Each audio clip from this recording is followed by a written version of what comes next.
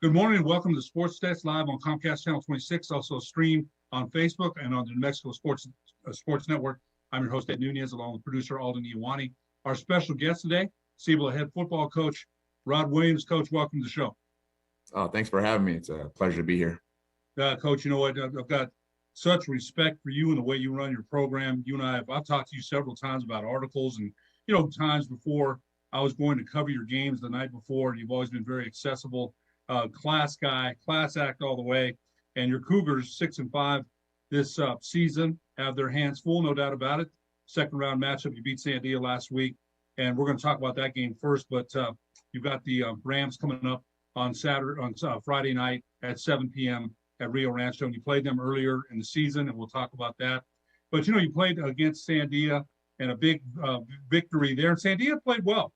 I thought Sandia had ended the season, and maybe it wasn't against the best competition, kind of softer competition, but still, Sandia had Johnson, the receiver, Sean Johnson, who's a basketball player, right, and is learning that position, but still 6'6". You got to account for him. To talk about the victory, 41-15 on Friday night against Sandia. Tell us a little bit about that. Yeah, well, we knew coming in that they had changed their season around. They had gotten some guys back that are started that maybe weren't there at the beginning, and it really made a difference for them. And it's a testament to Coach Adcox and getting some basketball players out, and those guys are athletes. And I'm a big proponent of playing multiple sports, and I think that shows. I think those guys kind of turned around Sandia's program a little bit for them this season, and I'm sure those guys will go off into their basketball season and do really well. I know they have a good basketball program as well. So, but it's always neat to see guys from other sports helping out in another sport and succeeding. So, as far as you mentioned, Sean Johnson, he's definitely a problem with his size. And so we had to be ready for him and account for him. And so, what we did is we took our basketball kid and in passing downs and near the goal line, we put him over there to cover him because they like to go to him, throw it up. And so that was, something we prepared for. What they do really, really well, any type of Adcox team, they run the ball well, and they run counter well. And so that's something that was a big focus for us defensively, and their running back, they have a junior running back, Malachi Times, and he's a good one. He's one of the better ones we saw all year in state, and we've played, the best of the best. And so he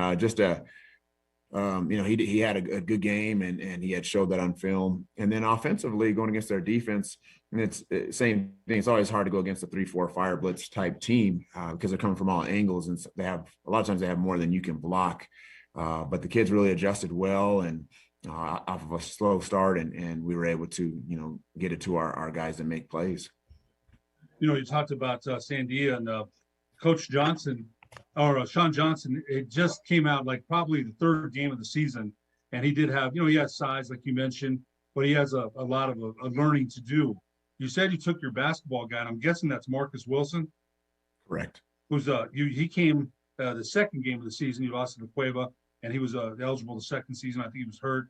But talk a little bit about that matchup because Marcus Wilson at 6'3" is a fantastic. I didn't get to see him play. I did a couple of your first games, but in talking to assistant coach John Chavez, he had mentioned what a tremendous athlete that Marcus Wilson is. So talk about that matchup and a matchup we might see on the hardwood this season. But now it's football season now. So talk about a little bit about that one-on-one matchup at the end in the red zone.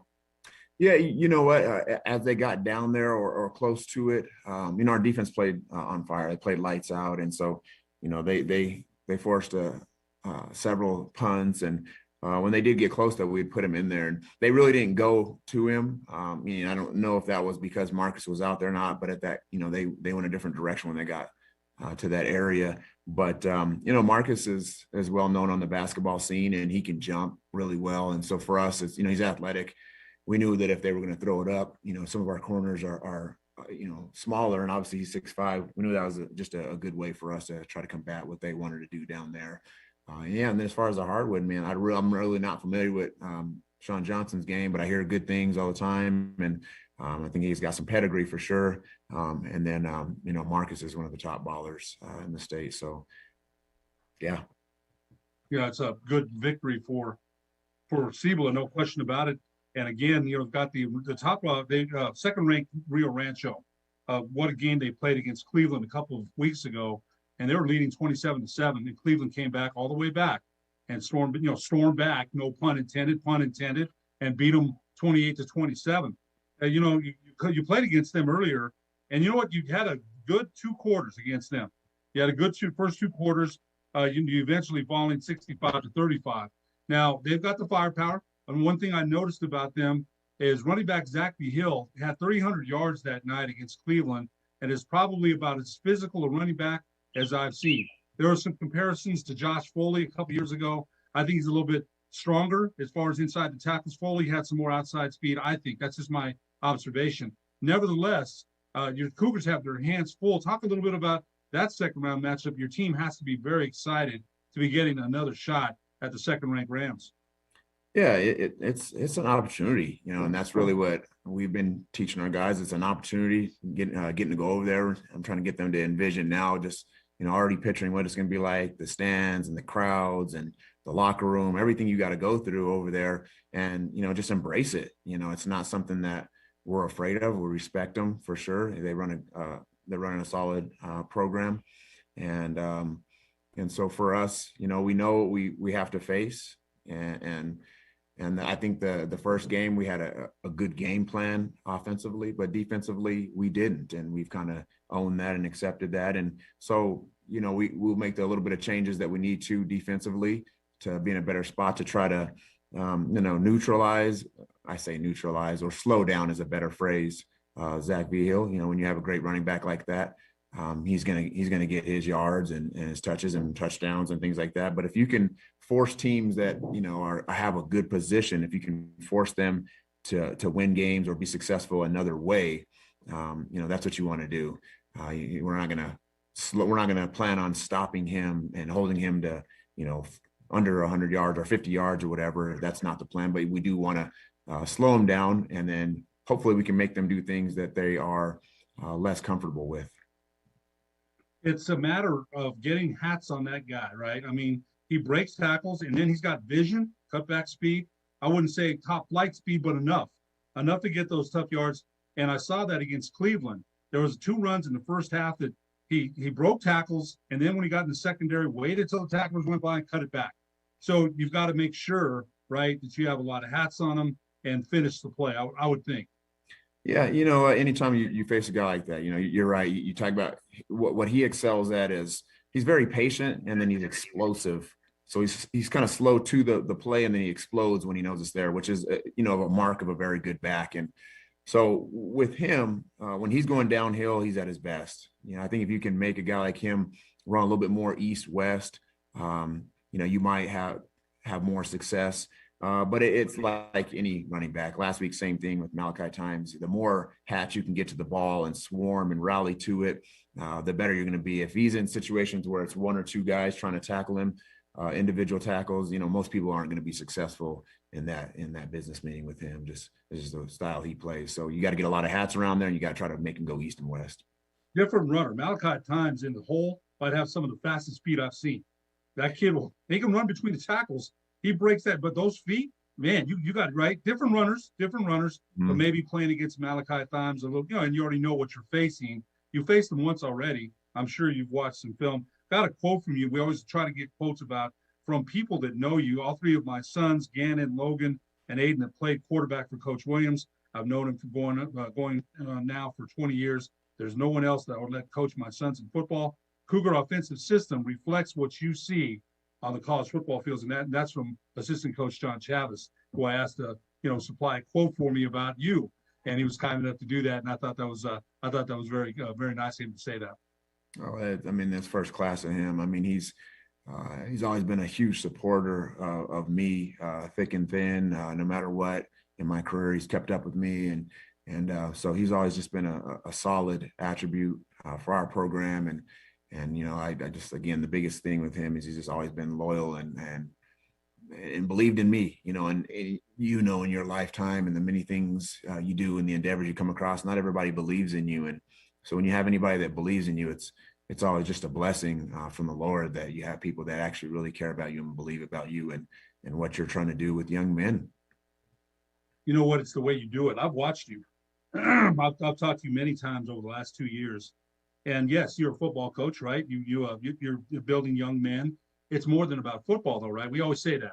A lot of these kids probably won't go to college. Some will and will succeed, but some of them won't play past this level. So it's more, right? It's about character development. And in that regard, I've always had the utmost respect about the way you approach things. I've seen you. There's times, you're not a yeller or screamer. You pretty much stay even keeled. I'm sure you get your message across when you have to. Talk a little bit about that. You're in your your ninth season at Cibola head coach. This is your seventh playoff appearance, 21st season of coaching football overall. Where did that come from? The ability, to develop character and be even keeled sometimes when you need to be, right? We talked about old school coaching, some of that work. It's different now. Talk a little bit about that. Yeah, you know what? I'm definitely not perfect by any means, and I have my moments where I probably am in a little bit too much of a panic mode, or I do yell, and sometimes, which is great, with my staff or the players, they know when I'm getting a little bit antsy or maybe overexcited. They know to do things that we've taught them, and so this is the great thing about like trying to train character and different things. They know to use that same stuff on me. So there's been a couple of games this season where, at the beginning of the season, we kind of live by a character code.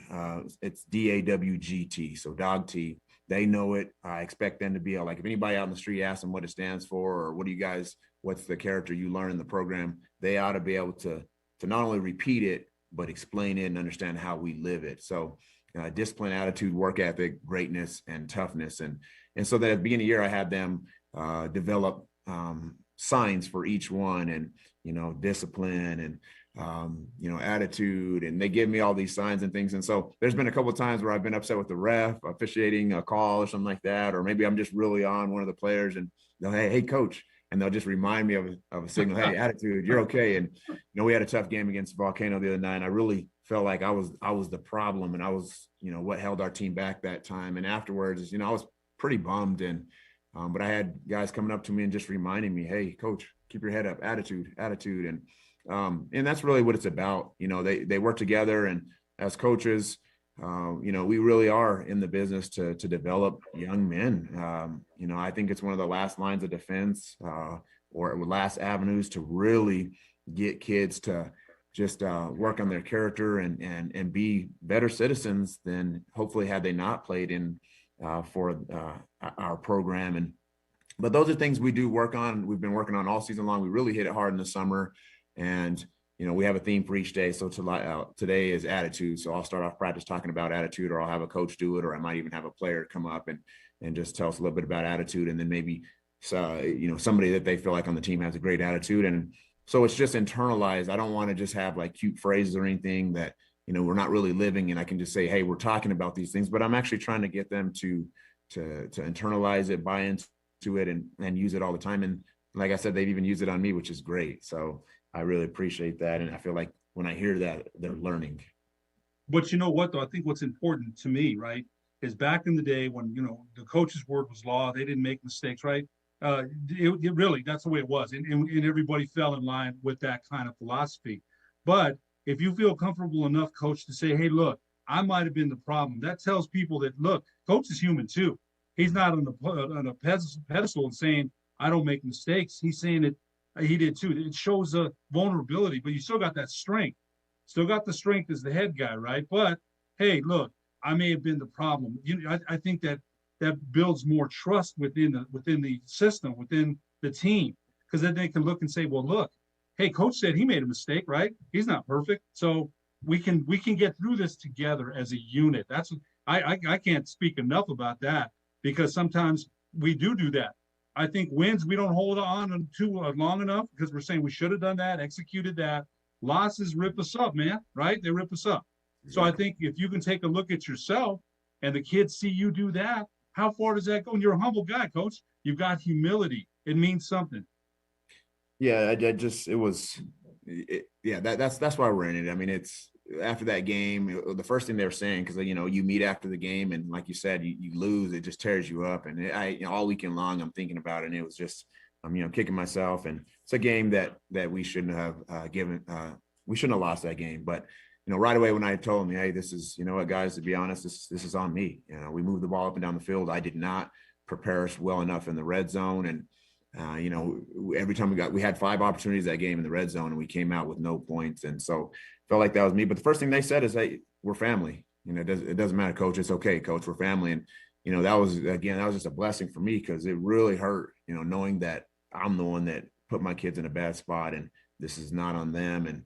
And so, but they didn't take it as, like blaming me or just like whatever. Like, they were actually responsive and let me know, it's, coach, it's fine. We're family. And then afterwards, I just kind of sat out there just thinking it over on the bench and just everything, and had several players come up to me and, just talking about the character stuff we talk about and just giving me hugs. And so that's why we do it. And I just hope as a coach that those guys take that off into their adult lives, and when their families have issues or things come up in life that are tough deals that we all deal with, that they'll understand how to handle those things. We'll live to fight again. We'll take a break and be back after these messages on the sports desk to talk more Cibola football with Cibola head football coach Rod Williams.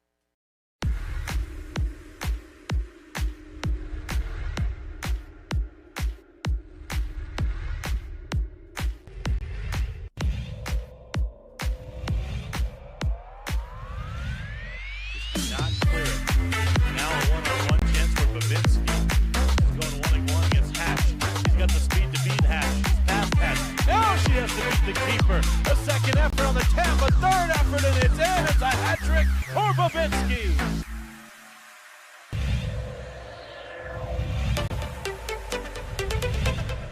Here's an opportunity for the Chargers early. Nice cut, the shot. Defensively, what a great job there to get a boot in by Dyson, and then a save by the keeper, and a good one by Barella.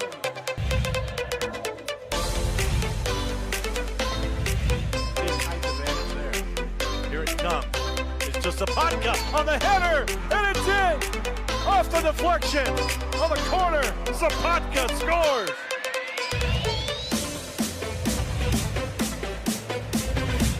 In Mexico,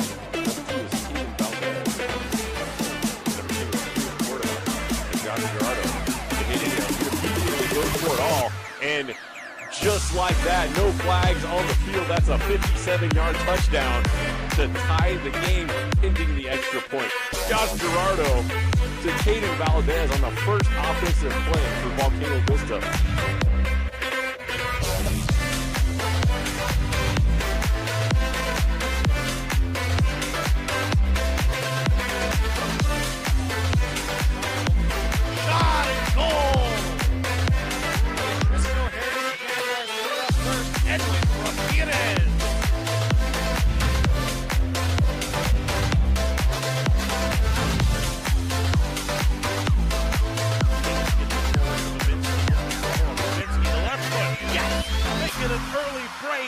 Both of them in the 10th minute for Anna Babinski.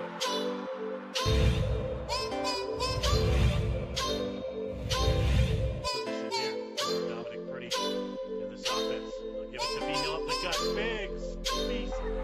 Little run there. He might be free, but then he's going to catch it. No, it's a touchdown for Zach Beal. First long run of the game, and it goes for 6.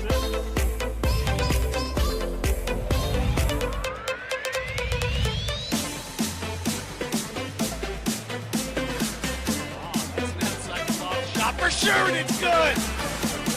From 40 yards out, Kennedy's ball. How did you do that one? I guess it helps with the wind whistling, but holy cow.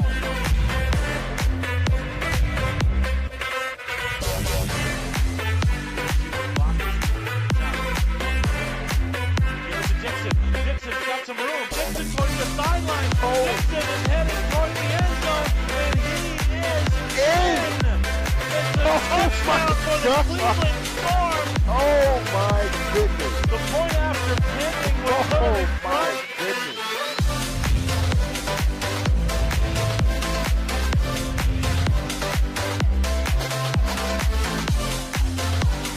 Barella gave the keeper something to think about, and he got it all wrong. Wow. The senior Elijah Barella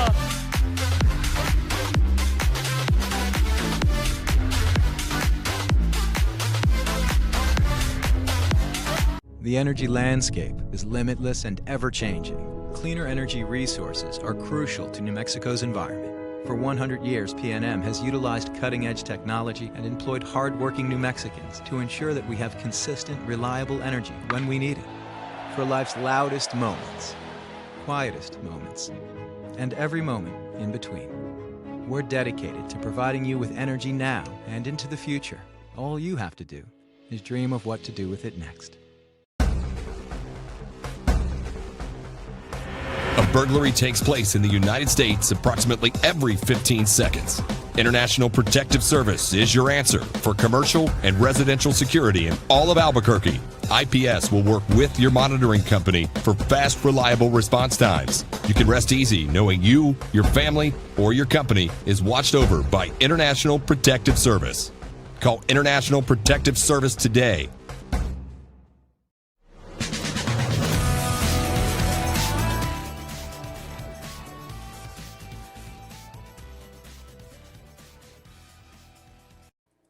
Welcome back to the Sports Desk live on Comcast Channel 26, also streamed on Facebook and on the New Mexico Sports Network. We're here with our special guest today, Cibola head football coach Rod Williams. Coach, again, thanks so much for joining us. We sure appreciate it. Yeah, absolutely. It's my pleasure to be here. Thank you for having me.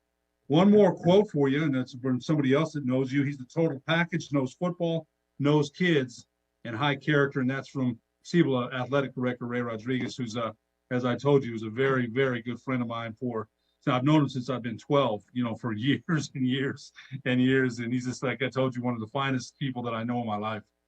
Yeah, he's awesome. Coach, let's talk about the Cougars. Now, I want to ask you about one thing before we go on. Clap and clear. You talked about that on Friday night in an interview after the game. Talk to us what you mean about clap and clear. I was really interested to know that. Yeah, I had in the summertime, I just kind of had an amazing day.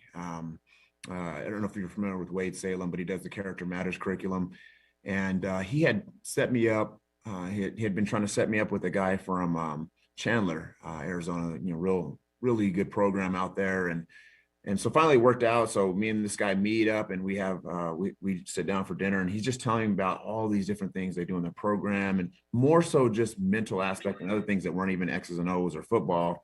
And so I was pretty overwhelmed with just like all this stuff. So I was thinking it was like a clinic. I just need to take one thing from that because there was so much stuff. So I'm driving home and it's kind of like a 20-minute drive. And I get home and I pull my truck up and I have a new neighbor and, I get out of the truck and it's dark and he says, "Hey, coach." And I look over there. And so I just went over there and started talking to him and, it just turns out like he works on building mental champions. And, he does some stuff with Eastern New Mexico University and several universities, smaller universities in the state, and just really working with athletes on how to, and really companies, different things, but how to be a mental champion. And so he was just telling me all these different things he does and, giving me all these good resources. And I was thinking the same thing, like, man, I'm so overwhelmed right now. All this stuff was so good tonight. And this is like in a 3-hour span. And so I was thinking like, what can I take from him? And so one thing he said is that he really teaches his programs, the people he works with, to clap and clear. So when something happens, something bad happens, something negative, we tend to dwell on it, and I'm real guilty of that.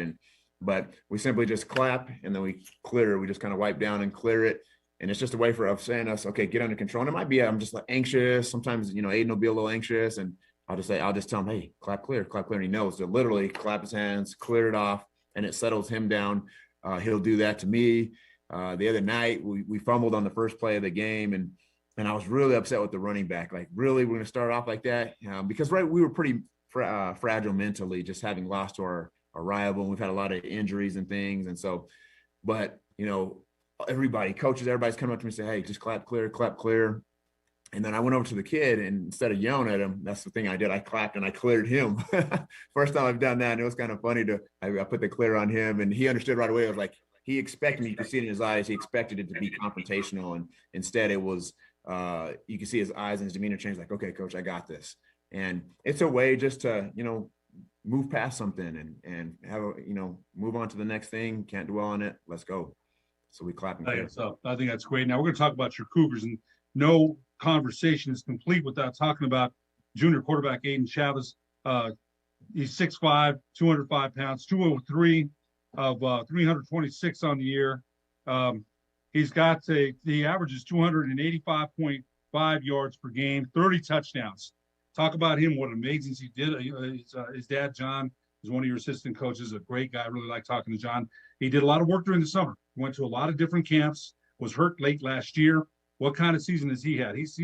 You run the tunnel screen, middle screen, bubble screen, and then you're gonna stretch the field a little bit with his arm. Talk about how important he's been to the Cougar offense.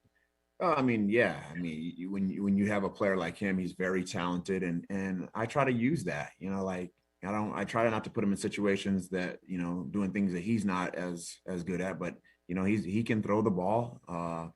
He's got a strong arm. He can make all the passes. He's probably still the best in breaking route. I guess passer, anything that breaks in, he's very good at throwing in breaking routes. And he's just his season, for him doing things in the summer, you could see that the injury was still affecting him.